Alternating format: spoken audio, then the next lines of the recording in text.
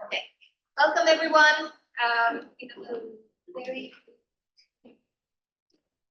have a great crowd today, and amazing to see you all here.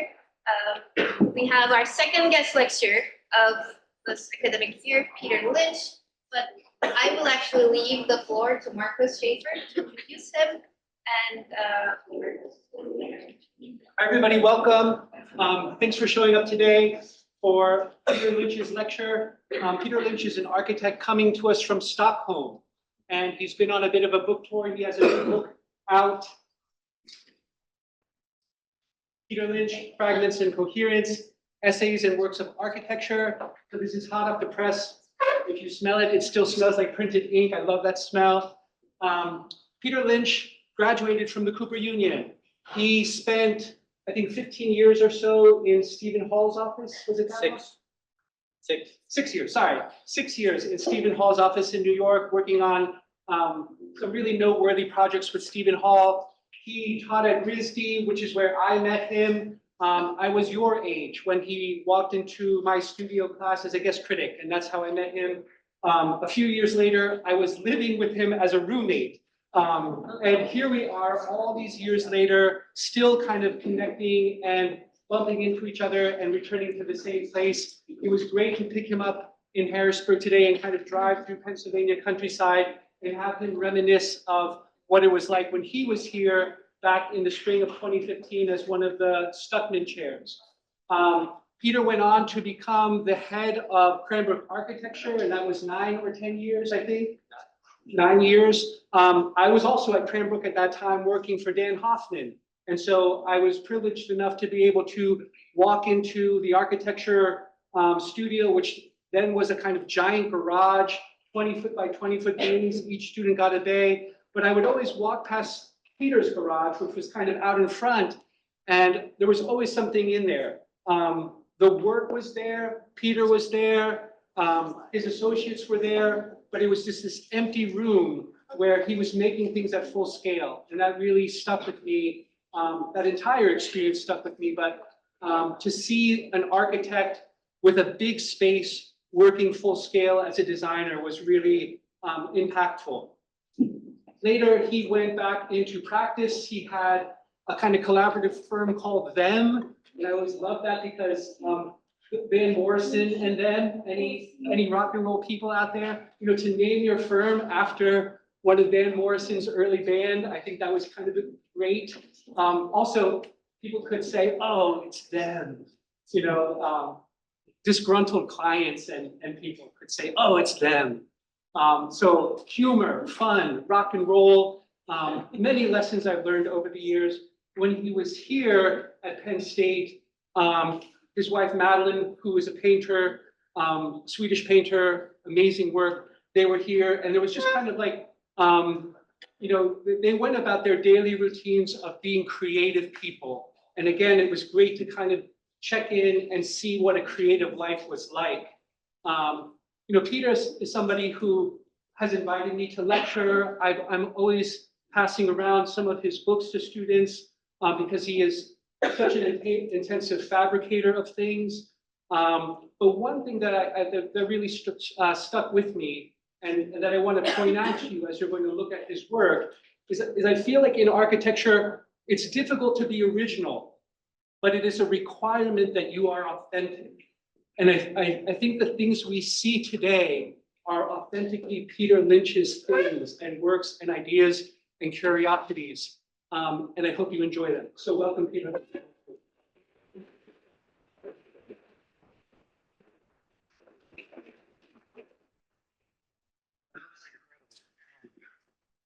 Only someone who knows you can feel those things. There's a lot to talk about. It's maybe going to be a rocky ride for you. I want you to ask questions, okay? Nothing is taboo, okay? Anything you want to ask, any problems you have, any thoughts you have to share, then it will be very lively, right? This is what we're going to talk about. We're really going to focus on what we do as architects, what we do as artists. You can use the word creative process. I think that's not the best way of framing. we're working as other trades, as other crafts, as other professionals. We have a task. So I would rather use that language, that we have a task. The book that Marcus held up, Fragments and Coherence, is going to be released in the US this month. So you'll be able to get it on Amazon, anywhere. It's very easy to get. I have one copy. Those of you who are not eating pizza are welcome to look at the book. I've been on a kind of a book tour. I started with 35 copies. Now there's only one left. So you are welcome to look at it as long as you don't leave your pepperoni on. Okay. The book puts forward an idea that I call holding together. That's going to be the focus, okay, of what we've talked about. It's all about a way of working that you are very familiar with. It's a way of working that's different from the way that a scientist or a mathematician works. We're going to go through the difference between working with and not having a clear problem to solve, not having a clear path towards the solution. We're comfortable with that. I'm calling that working between knowing and not knowing. We're going to look at some examples from history. There are others in other disciplines who cross the same terrain. We're going to talk about fragments, which is a central part of the thesis of the book. And I need to be a little disciplined. I need to prepare the ground why I'm talking about fragments. And then I'll show you some of my work related to intuition. Okay, this is the cover of the book. You can see it's very much about drawing. I know that your thesis, that the theme of the lecture series, this series, is an emphasis on drawing. You'll see that that's very much part of the working process. The thesis that I was putting forward, the idea I was putting forward, I called holding together. It's a very unsexy term. I mean, I was going to call the book holding together, but then Madeline said to me, it sounds like you're falling apart, like having a nervous breakdown. You know, it's not a good title. So holding together is a proposition about heterogeneous works of art, architecture, music, literature, how they're composed from unlike elements, and those elements, in some sense, influence or shape the structure of the whole, okay? That means it's not a structure, for example, of a set or of a collection. So there's many ways of talking about heterogeneous work of architecture theorized by many people. If you see these words, I think many of you know who those theorists are, who use those words. I'm saying that those don't cover the subject, the kind of opus, the kind of category of thing that I'm most interested in. Partly, as I said, because the parts will influence the structure of the whole. And second, because I'm holding up the possibility that there is a certain entity that's created, a work that's created. It's not open-ended necessarily. Now, I have been teaching for a very long time. And so I guess part of my concern is pedagogy, is the approach to teaching architecture. And when you begin as a student, it would be quite unfair for anyone to imagine that you had already very strong intuition. Intuition is based on experience. You need to have informed intuition. That means that it takes time to develop it until you have that base of experience that you can draw upon. Not a mistake that a teacher or someone you're reading in a book will tell you, this is the way to proceed. This is how to approach design. They're basically giving you a way to start until you have your own intuition-driven process. Okay, many of you know this. I see you nodding your head. You understand. But it can be confusing for students in the first years because they may be given a pedagogy that's very heavily oriented towards problem solving. So I'm not wishing to denigrate those pedagogies. I'm just saying that they're only a stepping stone to a way of working that is much more open-ended.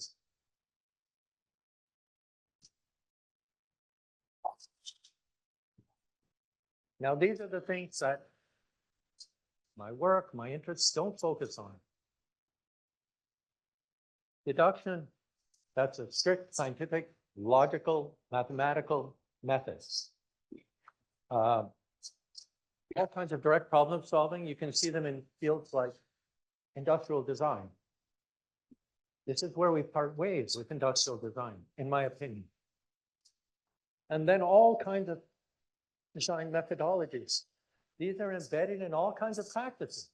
There are some architecture offices that have a very clear methodology. Someone proposes a sketch, they create an image, that leads to development, that leads to work, or perhaps someone begins with a methodology, algorithm, office process, all of those things, well and good, but we would not talk about any of those approaches to architecture.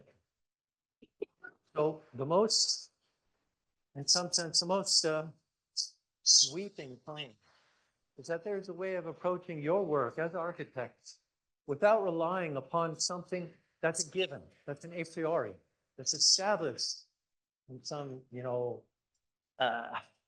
universal sense.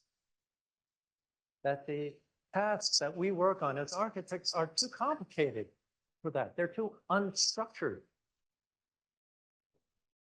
Alvar Aalto, the architect, talked about the 3 o'clock in the morning feeling. He wrote in his essay, The Trout in the Stream, about this feeling that we all know. Literally 3 o'clock in the morning, you're overwhelmed by the task and by the heterogeneous, or rather chaotic, mix of requirements. There's no reason why there should be a solution to that situation. It's an unstructured problem. So when you're confronted with that situation, you need a way to move forward. Now, within other fields, heterogeneous works of art, music, we're very comfortable with them. When I went to Hippolyte Reef's installation in 2023, I loved seeing how people moved through the space of her installation totally at home.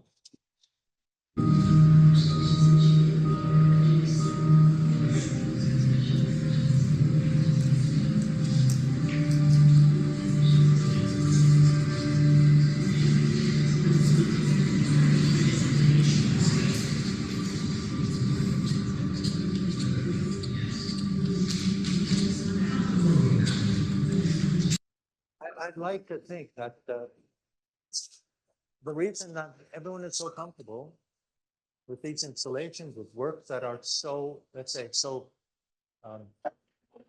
spontaneous, is that we're comfortable with structures that are built up of unlike things, heterogeneous things. This work is even called 3 different works. He titled them 3 different works, but it all creates one work. Within architecture, the most famous Western architecture, the most famous example of Hadrian's Villa. In the Eastern tradition, the king imperial landscapes are incredible examples. This is the Wanming Palace. Now, the traditional way to look at this in almost all the scholarship is that it's a vast pleasure palace of the king emperor. It's a collection of things that wouldn't be an example of holding together unless there was resonance and relationship between the different parts. Long ago, a friend said to me when I was talking about something I didn't understand, he said, would it make more sense to believe that it's alien to you, that it has no it has no intelligence, that it's unapproachable, or to believe that it has intelligence, it has resonance, it is something deep. So obviously, it makes more sense to presume that something has more than, let's say, a superficial meaning. So I took that attitude towards the one-on-one, thinking, if everyone is telling me that it's just a set of pleasure gardens compiled over a few centuries, I just presume that actually there's more there.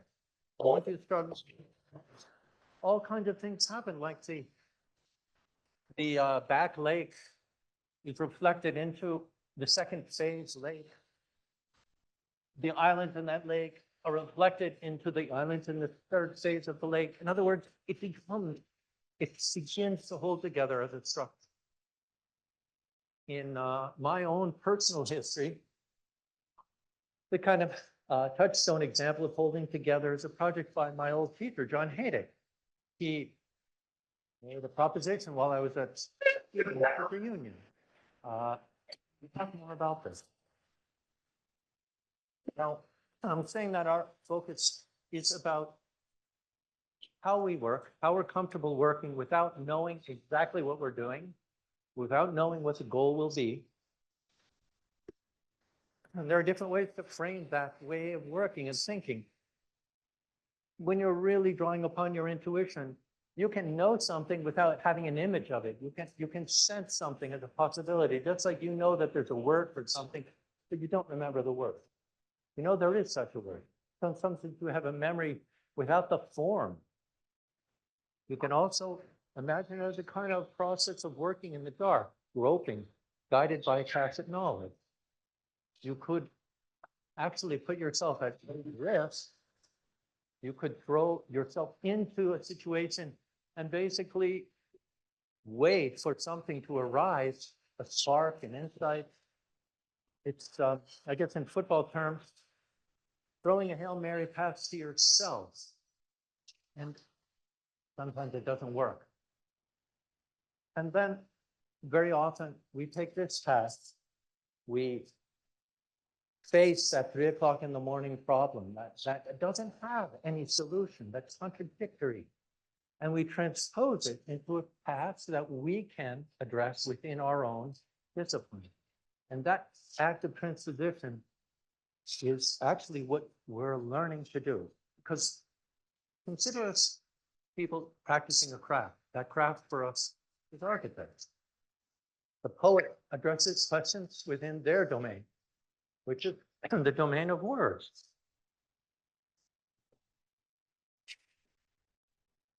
Now, we're talking about how to approach something that at this moment is not known. There are other ways of approaching something you don't know, of trying to reach a certain certainty in the future. One would be faith, religious faith. The philosopher Kierkegaard said that faith is belief in something that may even be absurd to those who don't have that faith. And he gave the example of Abraham agreeing to sacrifice his son, Isaac. It made no sense to someone who believed in a loving God. So somehow the act of the injunction from God to sacrifice his son goes against everything that makes sense. And yet he moves forward with that action in the belief that it will somehow be redeemed, and an act that seems to come from a God that is not a loving God will be proven to be complete God. This faith is also present in processes of deduction, reasoning. A scientist has faith. They have faith, or a mathematician. They have faith in the validity of their model, of their principles. They have faith in the process, could be an experimental process or a logical process. And beyond all of that, they have faith that the world, as they encounter it, will have resonance to the way they imagine the world. In other words, an aesthetic dimension. Think of your mind as a box. we want the world to resonate in its nature, whatever that is, which what we have constructed or the structure of our own thinking. So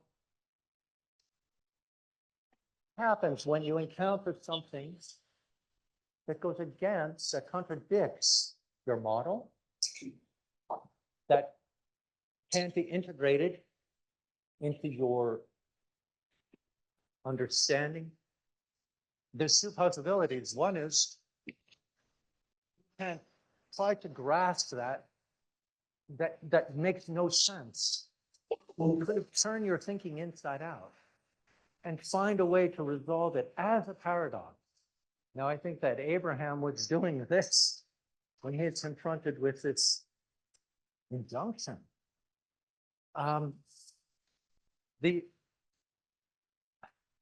path is through paradox. And what it allows us is to change our thinking. In religious terms called metanoia. In other words, you have a conversion. Now, actually, my interests are completely secular. I only bring up these examples because many of you perhaps have religious belief and education and background. So this is a way of taking the mind's box and turning it inside out and making one's own mind into a marvelous box. And this is really, in some sense, what we are doing as curious and open-minded and fully alive minds. The other path would be to take the evidence and just try to figure it out, jury rig the situation, create different domains where the contradictory evidence works here, the old model works here, adjust some parameters, just tidy everything up. But what that involves is letting go of a belief in the resonance between the world as it is and the world as we somehow aesthetically wish it to be.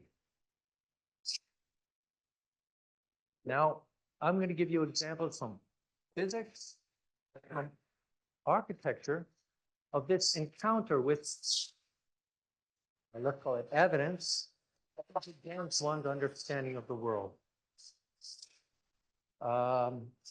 Isabelle Stengers, a philosopher of science, gives this example at the beginning of her most important book called Cosmopolitans, that Max Planck insisted that the world remain intelligible, that the model can comprehend all evidence, even though they knew evidence from the beginning of quantum physics could not fit the existing model.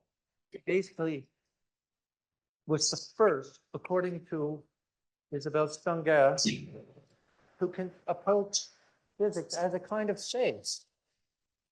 So for him, a contingent solution like his colleague Ernst Mach proposed wasn't sufficient because it was disempowering. If you had to let go of a belief in the intelligibility resonance of what you are searching for, then basically you're left only with an operable view of the world, an operable approach to your practice.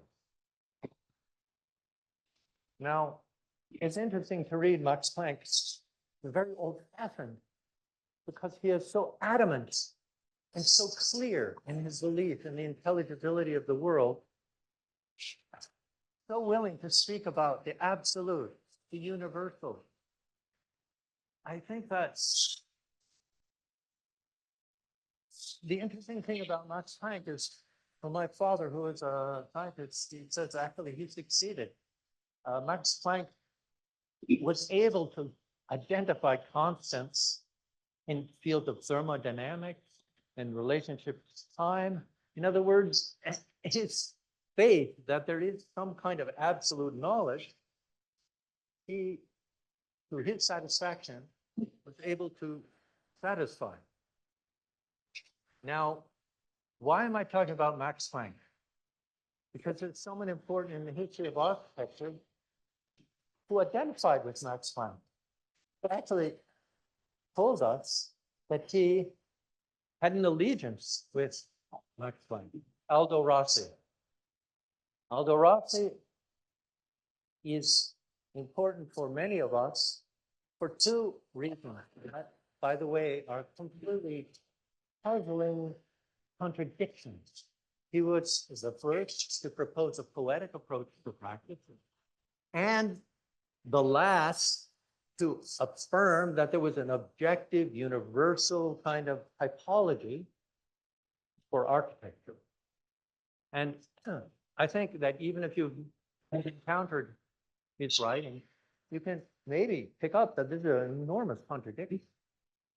And Aldo Rossi's first book, The Architecture of the City, is titled as an echo of a book that came 6 years before by Kevin Lynch, no relation to me, although I always identified with him because he analyzed the cities of three cities in the Northeast. One was Boston, the other was Jersey City. I lived in both those places. Basically, he proposes an operable model, an operable approach based on facts, on data, on surveys for understanding the structure of the city. So you can see that this is a challenge to someone like Aldo Rossi, who wants an absolute model.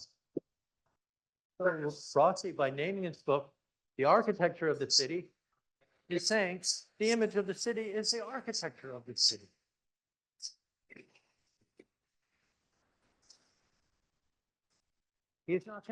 Rossi is not content with a behaviorist or a data-driven model. The problem is that Kevin Lynch's model of the city, it's very persuasive. When he describes the results of his investigations, they resonate very strongly with someone like me, an inhabitant of those cities, would say is true about those cities. So that's why it's a challenge. This is very similar to what's happening in the past 10 years in urban design with relationship to space syntax. This is a purely data-driven model of urban development, quite strongly with our understanding, experiential and maybe even historically received understanding of the structure. So there are moments when the data aligns with the, let's say, intuitive approach. Now, Rossi's second main book was called The Scientific Autobiography. The title, if you notice, is a quote from the title of Max Planck's memoir. That's how we know that he's identifying with Max Planck. He's basically saying that as Max Planck upholded the need for the absolute in order to understand the phenomena of the relative, he also takes that position. So I hope this makes sense. I'm going a little fast, but what I was saying before is that Rossi is able to uphold memory, reverie, personal experience, anecdotal experience on one hand as the material of the city, and on the other hand, he's holding up what he wishes to propose as a scientific, factual, non-contingent model on typology. He's trying to reconcile them. Okay, now, I'd say this is just me, where Planck succeeded in finding this absolute, Rossi didn't. To the end, he is a conflicted and contradictory and to some degree tragic character. And this is how we begin to talk about fragments. If you read The Architecture of this City, you come across these very puzzling epigrams at the beginning of a book, which is presenting itself as kind of a scientific work. He talks about fragments, the power of fragments, and also the fact that the fragments are all we have left. It's like that quote from T.S. Eliot, these fragments I soar against my ruin. The problem, Rossi says, is that we cannot do more than fragments. We cannot, as architects, create a real, convincing, non-capricious or let's say, arbitrary urban size. So he's setting the bar and he's saying it's impossible to achieve. Now, where does this tragic view come from? He gives us a pointer. And I'd like to give a metaphor for this. If you think about a magnet, a table of iron filings, and you put the magnet underneath, the magnet is going to polarize those filings. The presence of the magnet allows these little fragments of the filing to be organized. If you took the magnet away, you would have no source of that organization. So, whereas for Max Planck, the forces at play within physics are universal, absolutely and literally. In our field, the cultural field, they're contingent on a place and time, historical situation. The magnet is something arising from a history. Without the magnet, there's no way to organize these fragments. So if you think about it in terms of other evidence, if you look at Camilla Sitte, who did a very important analysis of urban squares, medieval urban squares throughout North and South Europe, he pointed out the brilliance of the spatial planning of the centers of many cities. But he didn't give one explanation on how that planning arose, what the mechanism was. I'm very interested in this. For the past many years, I've been looking for any scholarship that can answer the question, how is this planned? Who decided? How has this evolved over time? I don't know of any explanation. The magnet is gone. Now, when Rossi said that all one is left with his fragments, in some sense, his work confirms the power of the fragments. Some of his projects that are the most successful, like the Teatro del Mondo, they're isolated elements. They're literally adrift in a world that they cannot anchor in. Other projects of his that are successful, like the Galleria housing, it's the result of a kind of a circumstance of urbanism. He's collaborating with Carlo Emanino, and their tension and the complexity of the task and the infrastructural ties between their different contributions makes it actually worse. Not just a fragmentary image. And if you go to Galleria Tesa, you'll see this infrastructure that's not represented in any conventional image of the settlement. In his own mind, he dreamt about an urbanism of fragments, as he spoke about in his post. So we can look at a table with the coffee pots and the kitchen pans and imagine an urbanism. But he could never bring himself to realize such an urbanism.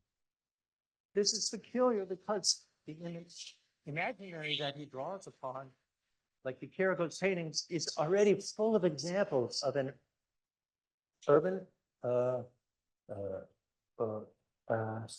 structure composition made up of fragments. And many are realized, like the Piazza del Duomo in Pisa. Everyone knows the Leaning Tower of Pisa. The Duomo, the baptistry are set like elements in still life. It's like, urbanism. And you would think it would be an example of a way to compose architecture out of fragments. In 1973, Aldo Rossi met my future teacher, John Hayek, at a joint exhibition. And both of them had an encounter. An encounter is when both sides are present. They're eye to eye. Now, if you come across a wolf in the woods and you look at the wolf and the wolf looks at you, that is an encounter. These two figures recognize their lack, their challenge in the lack, their challenge of the. So Rossi, the most complex work he could put forward. John Hayek, the most complex work at the time, the Wall House. Hayek could see that Rossi was not able to take this step that I'm trying to describe, to propose that the elements in their relationship could create that force field, could create that power of organization and attraction. And Hayek took that step. So it was kind of a chess game. They were alternating their moves. Hayek's response was to load his wall hats that he had invented in 1968 in the lagoon of Venice. So it was kind of like he put his architectural element at play. And then you remember that image of Rossi's Teatro del Mondo. Years later, Rossi responds with his move of putting that element literally at play, realizing the dream that Hayek had proposed. Now, I mentioned here, I would come back to this. This is an example of this work where the elements conceived of as characters, like characters in a play, are brought into the field. They're brought into relationship. When I was a student at Cooper Union in the thesis year, I began work making a model of Hadrian's Villa, which was in its own way an example of what Hayek was already working on, not to my knowledge. I kept going. Our studio, Hayek came in one day and he said, I'm going to show you the most important planning principle of the 20th century. So of course, all the thesis students gathered around. He took a roll of tape and a pencil pointer and a drafting pencil, and he arranged them on the table so that they touched. He didn't say anything. He said, this is the point of touch, this invention, which was represented in that plan. Now, just as a summary, the different views of fragments and the different views of the city, you can map them and you can draw conclusions about what the characters, what the elements are, and therefore what the entity that they can resolve is. And I just say and quickly that this is the thesis of the book, that holding together approaches fragments as autonomous and reactive elements, and that the result is something singular, and dialogical. This is an idea of a structure that arises from many voices that are not coordinated. And it's most often applied to Dostoevsky. Aldo Rossi came to Cooper Union the semester before I attended. So I was just straight out of high school. When I came to school, I could feel that something had happened. It's like the school had been hit by lightning, and I could still smell the smoke. But I was ignorant. I didn't know anything about who he was. But each of those figures, Hayek and Rossi, were basically challenging one another. My own thesis at Cooper, this undergrad thesis, again, unconsciously, was also channeling this relationship of elements put into play. The model of the thesis is elements that are drawn together by weight, kind of an opposite of an inversion of the Gaudi's funicular model. And then later projects try to carry this forward, the problem of how fragment elements can create their own organizations. And I won't go into detail. Now we get to some examples of my work.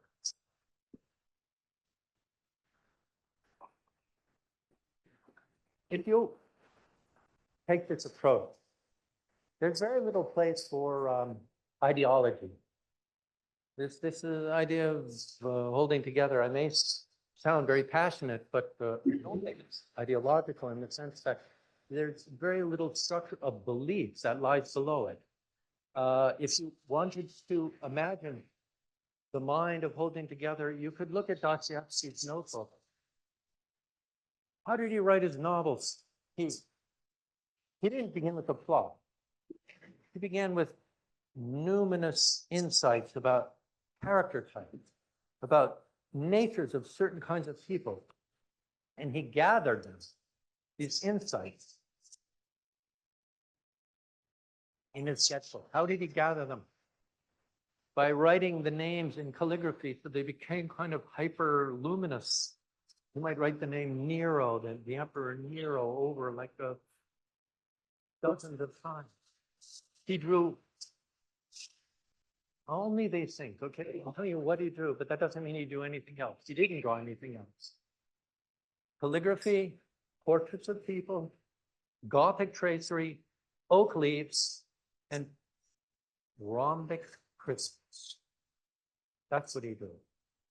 And I would love to hear from anyone your thoughts about why he drew oak leaves, Gothic tracery, rhombic prisms, portraits is a little easy, and calligraphy. Okay, I wouldn't like you to puzzle over that. This mind of holding together is obvious in any sketchbook that is moving through the cycle of the project from detail to elevation to plan. It's a way of working that we're very familiar with. It's a kind of harvesting. Now, another aspect of this way of working, I call kind of the productive role of putting something at play. You could call in Western philosophy, it's called the clinomen. The philosopher Lucretius. You imagine that the universe began by particles streaming through space, just perpetually moving through empty space. One particle bumped the other. That interference created existence. It created structures, reality. In other words, it's only that intervention into the regular order that materialized into form. Now, I give you some quick examples of this way of thinking from my own work. I work a lot with domes, not beginning with an image of what a dome would be that I'd like to build, a technical reference I would like to make, but with the nature of the dome. The dome, if you're building a dome, that means basically a concentric structure that diminishes. If you wanted to use the same element per course, then you'd have to deal with that diminution. Here, it wasn't. The diminution of the structure was accommodated by this sliding joint. In other structures, you know, a kind of random joints.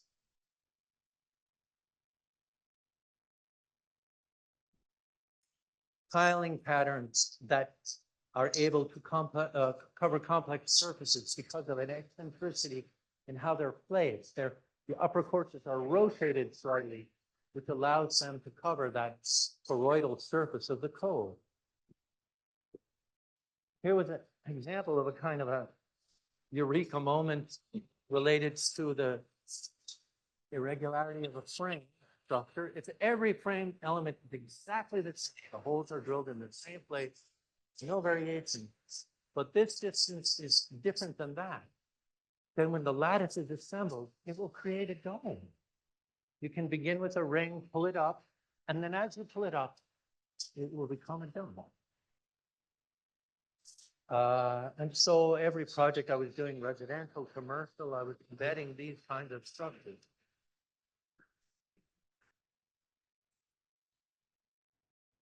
Another kind of epiphany related to the dome, the same problem. If the number of elements is the same, and the element is exactly identical from course to course, then if the element allows the brick forces it to rotate. That means that at the top, they're radial, so they're compact. At the bottom, they're kind of lying flat against each other, so it's a bigger ring. I was working on this. We were sharing a sermon. Another example of an eccentricity or flaw that creates structure.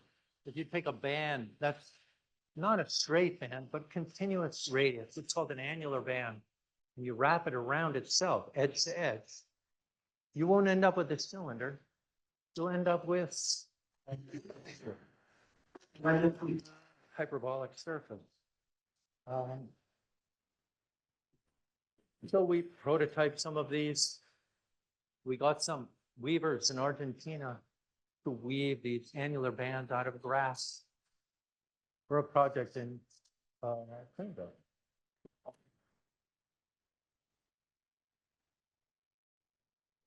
So this idea of the rule creating its own contradiction.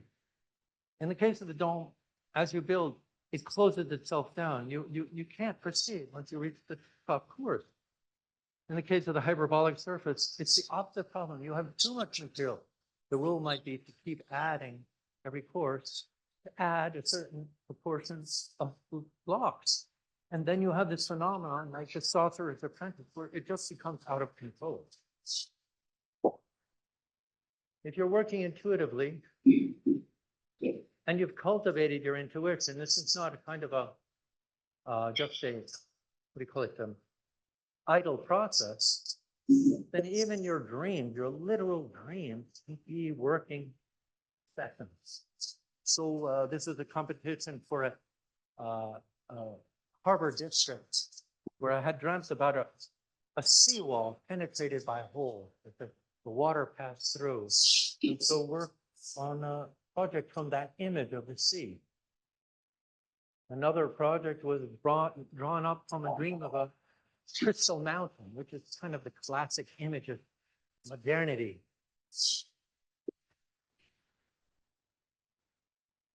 I mentioned this metanoia before, and maybe the most challenging part of our work, or of any intellectual's path.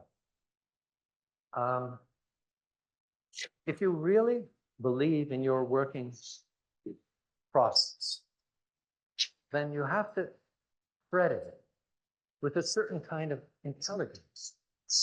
If you've developed a way of working, it can lead you at certain points. And if you have the faith in that process and the courage, you can allow that unfolding points to what would be the truth of that situation.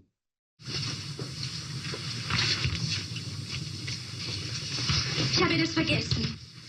Furchtlos bleibt aber, so er muss, der Mann, einsam vor Gott. Es schützt die Einfalt ihn und keiner Waffen braucht's und keiner Listen, solange bis Gottes Fehl hilft. Mais l'homme, quand il le faut, peut demeurer sans peur seul devant Dieu. Sa candeur le protège, et il n'a besoin ni d'armes, ni de ruses, jusqu'à l'heure où l'absence de Dieu vient à son aide. Très bien. C'est de Hölderlin, n'est-ce pas, Mr. Lang? Oui, la vocation du poète. Le dernier vers est très obscur. Hölderlin avait écrit d'abord, solange der Gott nicht da ist. Tant que Dieu ne fait pas défaut. Et ensuite, solange der Gott uns nahe ist. Tant que Dieu nous demeure proche. Oui, vous voyez la rédaction des derniers vers contredit les deux autres. Ce n'est plus la présence de Dieu, c'est l'absence de Dieu qui rassure l'homme. It's very important to try to go through slowly. Fritz Lang is playing himself as a character in Godard's film Contempt. He talked about this poem by Friedrich Hölderlin. Now, Hölderlin is someone who believed with his entire life force in his working method, in the power of poetry to be a way of approaching the truth, a truth. What would poetry be other than the task of finding true words? The process of writing the poem, his process, causes him to come to a conclusion that paradoxically seems to contradict his own proposition. Alone with God, he can say, and when God's absence comes to his aid. I'm saying that he was following the divining rod of his method and ended up with a paradox. Now, those of you who are religious, who have faith, religious faith, perhaps you more than anyone can understand what this means. Now, there are moments when you are working, when you get this terrible feeling. It's like a silent school of architecture, that what you believed and did was exactly wrong. And if you have the good fortune, you can pull back from what you had decided was right before something is committed. Now, I was saying those are the secret lessons that teach you as an architect. Now, for me, the example was working in the competition for the World Trade Center Memorial. And some insights through the process of making the competition. Now, the simplest way to put things at play and to follow this path that I'm calling holding together is to take a rule or a truth or a system or something provisional and then betray it. To work with a grid, for example, and then step outside of the grid. Someone like Lucan's work is based on this way of approaching geometry. Now, many projects I've been working with this idea of a simple order that's shifted or broken. Some of them are like the crystalline fractures in the structures of metal. Others are a kind of an act of placing elements. I think literally of that proposition of the elements creating a structure between them without a clear rule, but a deeper rule. Housing for Pittsburgh, the act of placing these affordable houses so that they form exterior courtyards of different characters meant that there was logic and there was something that didn't fit within. I'm working on this kind of project now for housing for IDPs in Ukraine. So the emphasis is on a method of construction that's very energy efficient, durable, permanent, but modular, panelized, simple to construct. A house can be very small and then over time can be incrementally expanded. So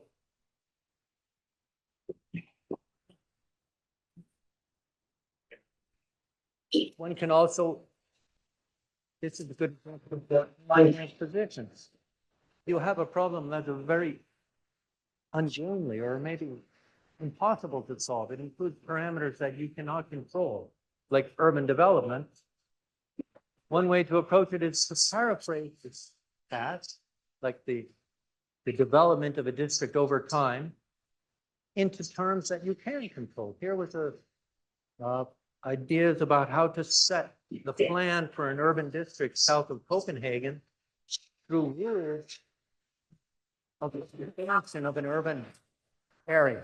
How you could determine the structure of blocks and the layout of this building footprint. And a similar approach for housing in a site with a lot of terrain. Here the rule, you would call it morphological planning, is related to the way that the right of way intersects the slope. Now, one way that gives a lot of pleasure to work within or between knowing and not knowing is to again, through intuition, recognize something within the task that is for you central and pick it up as a kind of a conversation across time. When I look at Moses Ginsburg project for housing in the early Soviet Union, he arrived at a solution for housing that is completely unique. He arrived at it by inventing a task.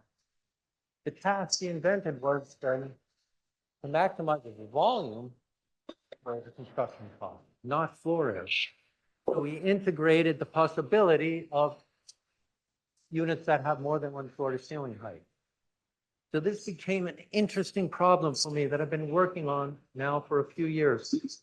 What building typology of an apartment building can integrate smaller floor to ceiling for the bedrooms, kitchen, and larger for the neighbor rooms.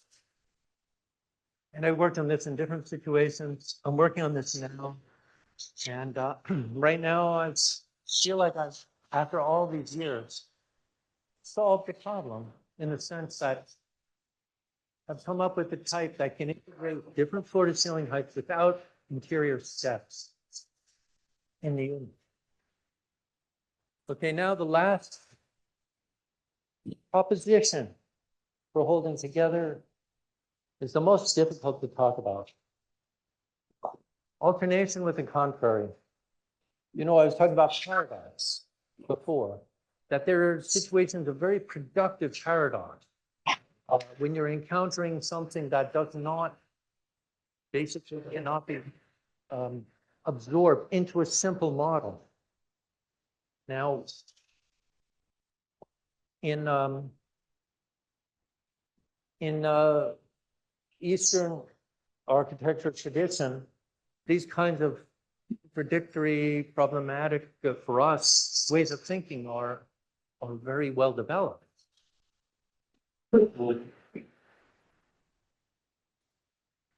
I have been focused on one puzzle. I had an office for 3 years in Beijing. And when I visited the Forbidden City at the center of Beijing, I was very struck by its sterility. It's really not a living place. It's almost as if the architecture in its symmetry and the absence of life is intentionally drawing something away. Some kind of sense of life is drawn out. The Forbidden City is just half of a larger complex called the Imperial City. And so I thought that maybe the actual understanding of this urban ensemble shouldn't focus upon the axial planning of the Forbidden City, but look at the planning of the entire Imperial City, which includes these 3 water bodies. And I discovered something very interesting. It was possible to map a correspondence between different representations of Taoist meditation practice on this complex. So I just say quickly that the Taoist breath practice has to do with rising energy and descending energy. The image is of water moving, and the rising passes through various gates. The descending passes through various pools, as here. And then there's points of transmission that exist within the plan. Now, it sounds maybe very superstitious, but it's very interesting, as I was saying before, to take something as if there is intelligence there and give it the benefit of the doubt. So I have been very struck by the fact that the Taoist approach towards breath practice affirms that the body is a landscape and the landscape is a body. Therefore, the practices for one could be applied to the other. So those of you who know something about the Eastern philosophical perspective, realize that I'm talking about yin yang, the rising and the falling, the complementarity of two cycles. So now in a project in North Sussex, I'm trying to implement this or test the different principles of planning that I'm drawing from the look at these Dallas examples. So within a landscape, there's very much, I think, very deeply embedded desire to move in a loop and to alternate between different situations. So our garden is divided into a forest grove and a wildflower garden, and we propose these paths to loop them together. And there are other elements that function within that kind of intuitive structure of circulations within a place. So if we lay it on its side, you can see that, for example, the rising path leads to a representation of the point of emanation, outlook, which corresponds to, in the gardens, to this pavilion I showed before. So right now, we're working to develop the return loop within the cycle of the pathways in this public park, so that they in some way correspond to that cycle. And we're trying to introduce water and the movement of water, because for the Taoist perspective, that is a fundamental example of circulation. Water evaporates, rises, and returns as rain or mist. So I imagine it sounds a little incoherent what I'm trying to describe for this garden, because it's a very sensitive. I'm talking to you about things that I haven't written down. I'm trying to show you a kind of be a kind of guinea pig to show you how one can be guided by something not completely certain, not doctrinaire, and yet remaining sharp and skeptical about the results. So one question would be, how important is this idea of the circular loop? Well, there's a research aspect of the project. We're actually mapping and tracing all movement, all human visitors on this hill. So we'll be able to confirm whether this kind of movement pattern is implicit. Okay. I think that's the last slide. So I would love to have questions from you.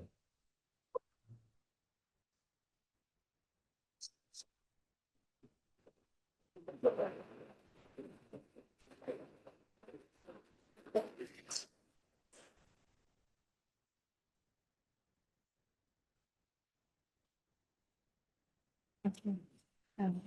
I think I should moderate.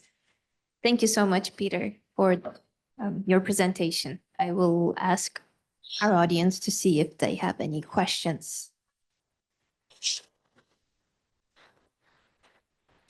So Matthew Stanford. Thank you for your lecture. I have a question. I don't know if it really makes sense, but like with your study of the imperial city, what drew you to make that connection between these fragments? Why is it important for you to assume that these fragments were made together with an intelligent purpose rather than them just emerging over time? I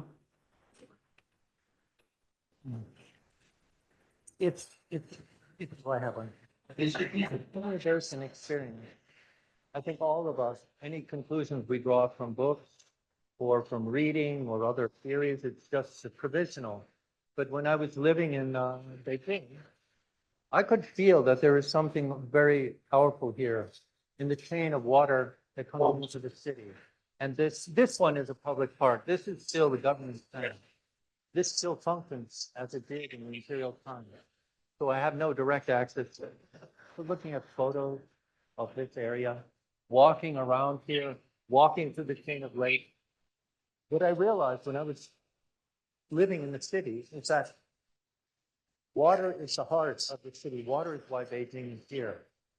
I looked at old maps here when I was here at Penn State. A great collection of maps of China.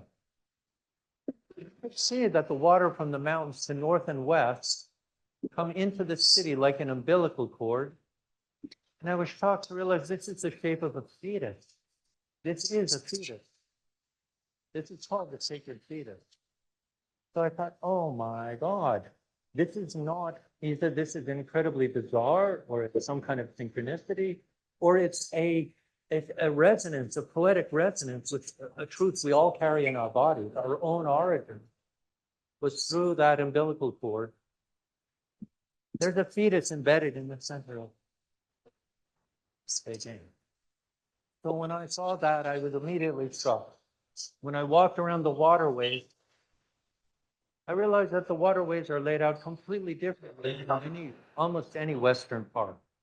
If you look at something like the Serpentine in Hyde Park, you'll see a similar funnel-shaped lake.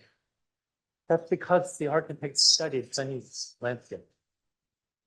When you're walking along the park, what begins as a river becomes a lake. It's very powerful. There's something experientially convincing about moving through here, about this alignment. As I said, I took this emptiness of this axis as a clue because I was just totally puzzled why more admiration for Chinese landscape tradition than any other architecture tradition. Why is their architecture tradition so dead? What are they trying to do? When you look on the cornices of these buildings, the ridges of in the imperial city, you'll see everything is solemn, everything is serious, everything is dead. But along the ridges are terracotta figures. The last figure is of a guy riding a chicken. Somebody literally straddling a chicken. What is going on? Why is that there? It made me think that maybe this quality of sobriety or even renunciation of life was not so simple here. So there are many other things that led me to this. What other questions?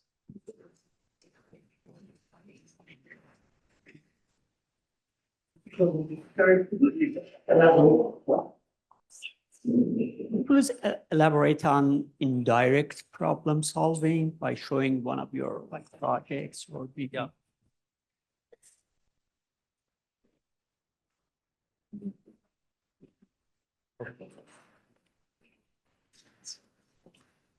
First, I'll talk about Ginsburg, okay, because it's easy. Moses Ginsburg formed a research group in the early Soviet period. This is before the crackdown by Stalin. They were tasked with building affordable housing. I mean, this is not academic, kind of esoteric, dreamlike task. They were given an urgent task of mobilizing resources, making best use of this extremely limited resources in a time of crisis. Now, what Moses Ginsburg proposed is that the group of architects working research, truly a research team, would find a formula that would quantify the cost of materials, relationships, enclosures, volumes. Now, I think that is an example of a transposed task. The task at hand is to build housing for probably a few million people who need housing with everything the human body requires. We require temperature control, comfort. We require certain kinds of spaces, access to water, sanitary conditions. Housing is extremely complicated, but they paraphrase that task into the task to optimize construction costs per volume.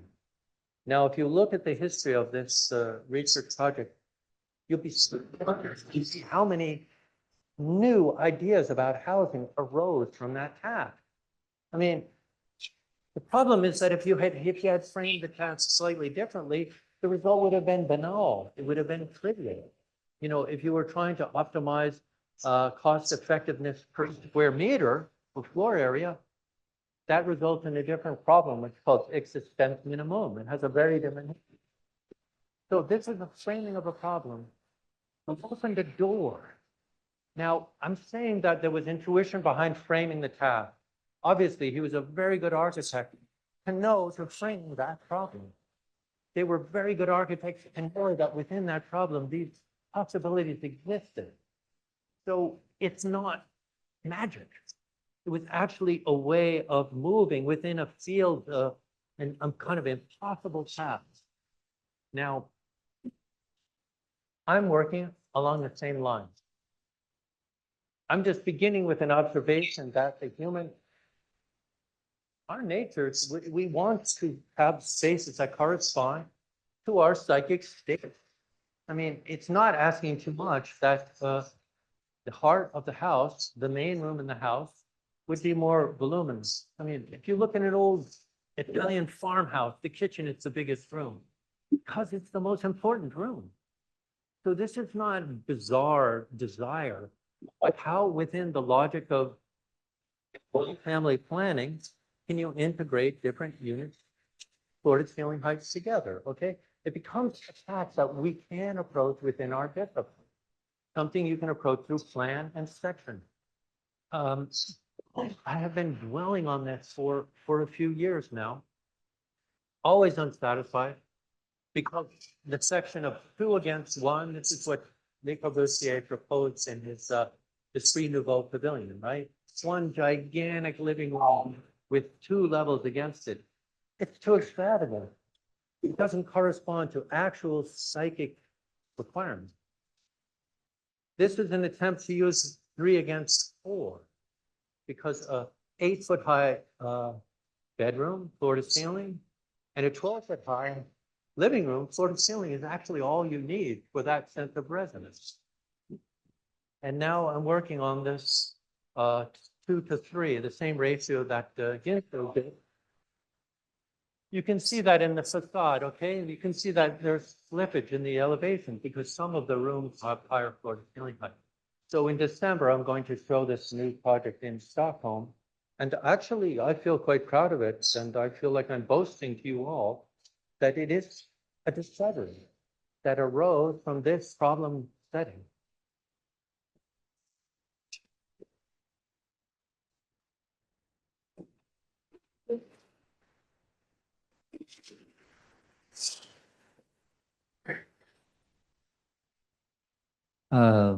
I have too many questions. I guess 2 of the terms that stuck in my mind from the introduction, Marcus was talking about authenticity.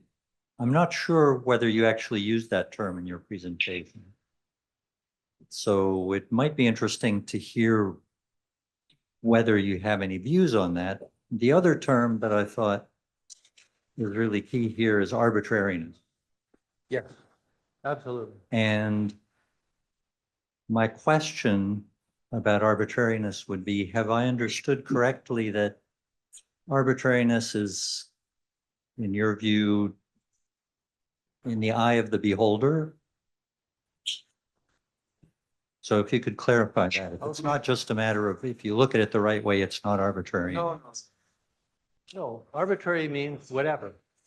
Arbitrary means it could be this way, it could be that way, it could be that way, right? So there's no sense that what resolves itself is resolved in an inevitable way. If you look at any painting that you think is a masterful painting, it's not arbitrary. Of course, the painter could have done something else, but within the situation that they created, the marks must be where they are. That's why it's considered a work. You see what I'm saying? This is an excellent question because it is part of the difficulty of our work as poets, as architects, that we want to arrive at something that is inevitable, but there is no a priori necessity behind it, right? That's why you think it's arbitrary. No one said, Peter, we have to live in a living room that's 12 feet tall. No, but it's not arbitrary. Because if you were in such a space, it would resonate with something you recognize was necessary. I have no problem with saying that something is necessary post facto, because this is how we experience everything. You listen to a work of music, only at the end can you say that that was the way it had to be, right? This is a human experience. Now, regarding arbitrariness, another word is caprice. Caprice means just whatever, sensibility, whatever. You know what I mean?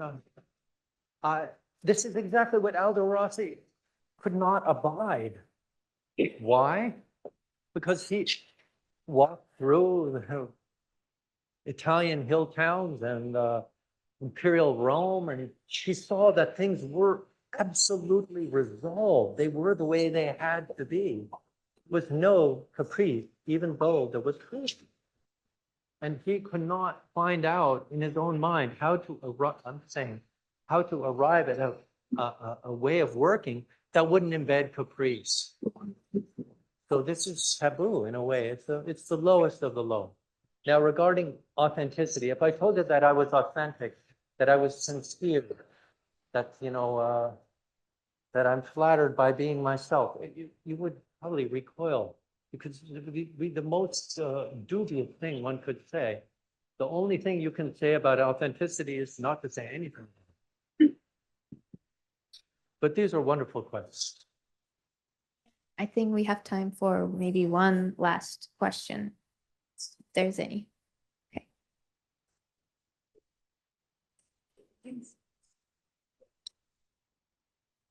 I just wanted to say thank you for your lecture. I was absolutely fascinated by your slides on design thinking, to where, it's almost best to be unintentional about it, to just trust your intuition and to trust your experience.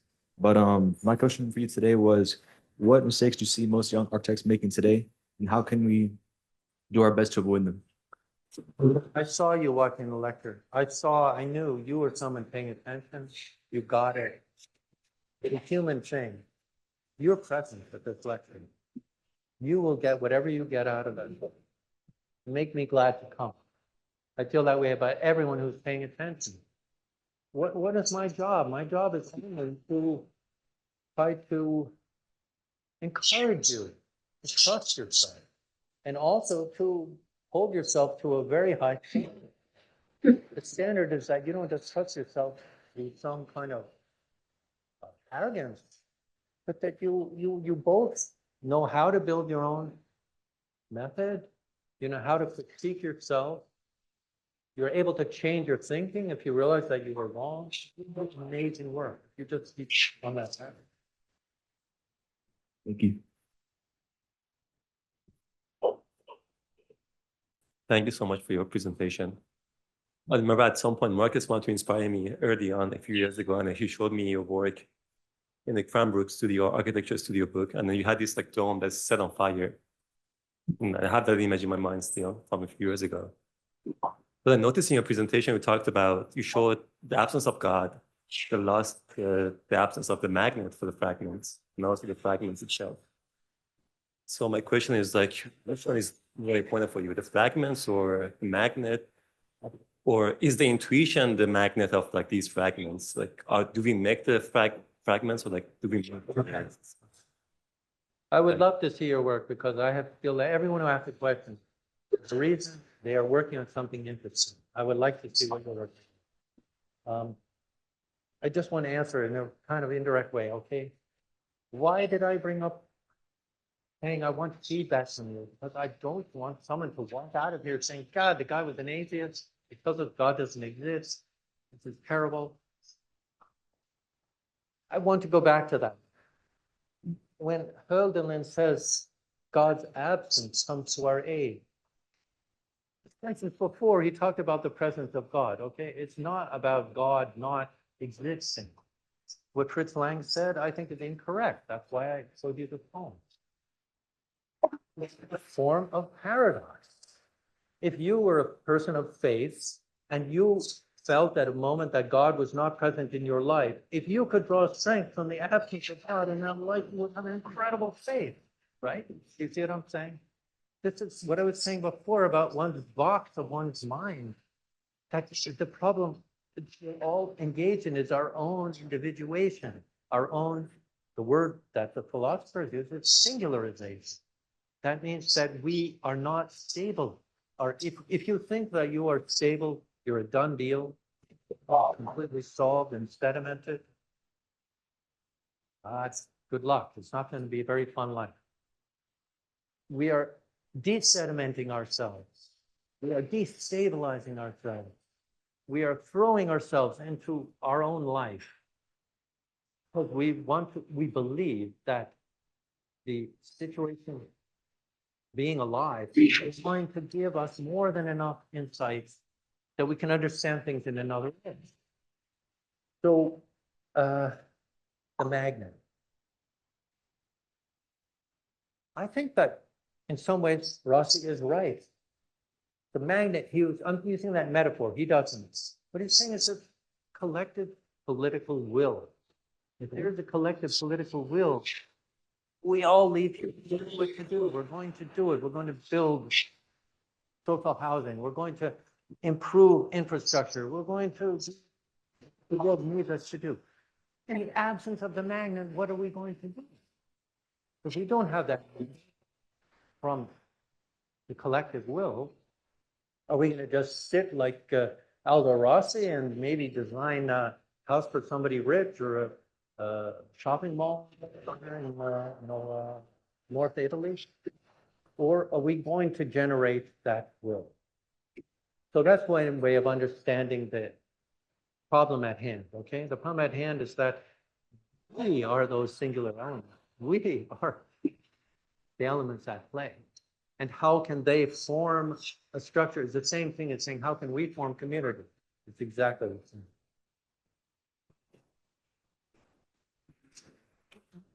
Thank you. You have a question? I'm sorry, I have a question that goes back to how you started the presentation. So there is this book from Margaret Bowden about the creative mind and about the creative mind. She's a philosopher who tried to give an understanding or a framework to augmented reality, artificial intelligence.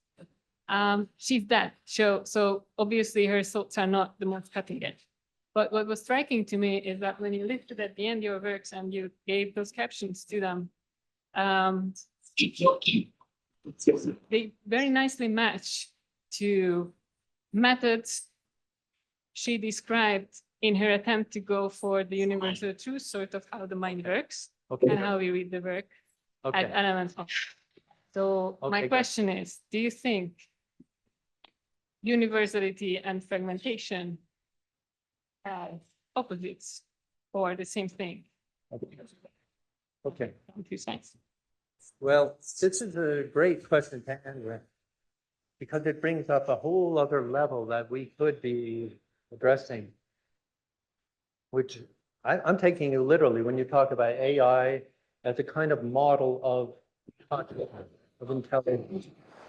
You know that there's breakthroughs now in AI that are based in large language models, which are completely horizontal, non-hierarchical, flat models. The old approach to artificial intelligence was to build a hierarchical model of consciousness, right? So there's a radical proposition that we would just take everything that is on the internet, take it into tokens, and just see the statistical relationships of the tokens. That's producing ChatGPT. I think I can tell you with something else, that's all it is. That means it's completely flat model of intelligence can produce that level of understanding, which we can reasonably. Now, is it adequate? Apparently, the large language models have hit their limit with the latest ChatGPT. They can't penetrate that limit. It is not actually enough to reach the level of what we would call insight. It's enough to reach the level of performing pattern. So what is needed to reach the level of actual insight? One proposition is world models to involve world models. In other words, there is another relationship between the way things exist within the world. For example, you know, in a baseball game, the ball sits within the mitt, and the mitt sits on the hand, and the hand sits in the pitcher, on the pitcher's mound in the diamond, and you build up world models.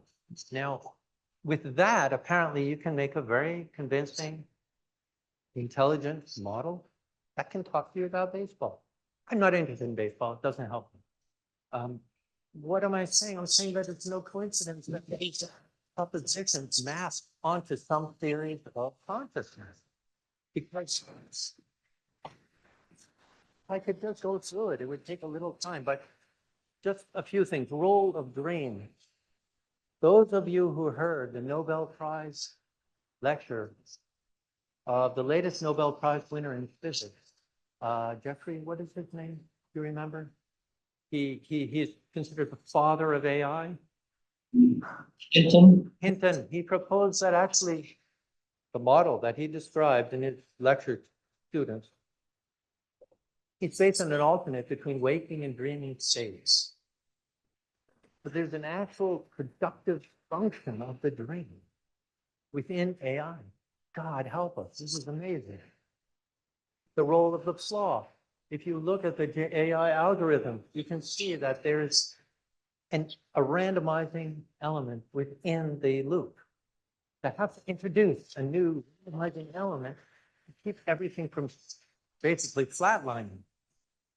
So it's very strange to me that this is kind of plausible.